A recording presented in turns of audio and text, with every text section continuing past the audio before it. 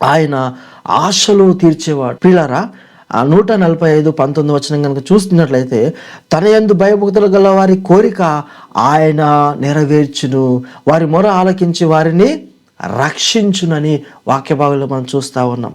చూడండి, దేవుని పట్ల ఎవరైతే ఆయన యందు భయభక్తులు కలిగి జీవిస్తారో అటువంటి వారి కోరిక ఆయన నెరవేర్చునని వాక్యంలో మనం చూస్తూ ఉన్నాం. ఇదే కీర్తనకారుడు మరొక చోట ఏమంటాడంటే, యెహోవాను బట్టి ఆనందించుము, ఆయన నీ హృదయ వాంఛలను తీర్చును అనేది మనకు రాయబడి ఉంది.